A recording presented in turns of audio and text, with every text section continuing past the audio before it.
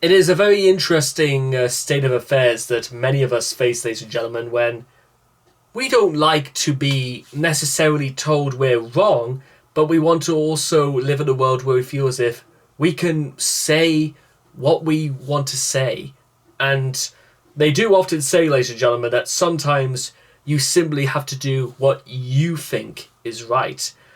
And if my actions have had anything to contribute towards this widespread idea about the dangerousness of misinformation and the dangerousness of what happens when you try to demonize people for their cause, is that inadvertently you're going to be drawing attention to yourself whether you like it or not.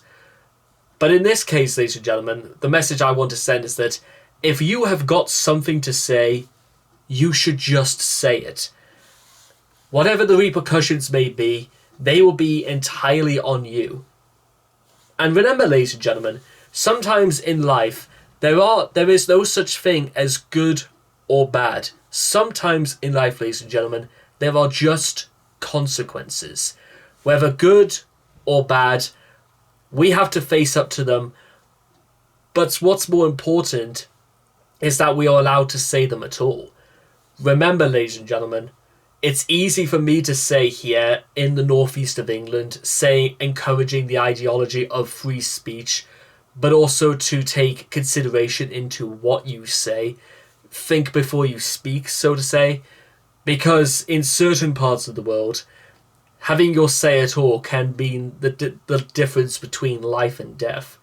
And it is a great, unfortunate shame, ladies and gentlemen, that we live in such an age where free speech is so heavily scrutinized so that it doesn't seem more like a freedom. In fact, to be honest, I'm going to conclude this by instead saying this.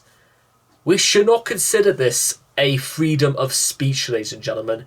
We should call it a right of speech. It is a freedom, our right. But I also agree, ladies and gentlemen, is that in this day and age, there are no rights or wrongs either. There are only obligations. And that, ladies and gentlemen, is going to be my thought for the day. Thank you.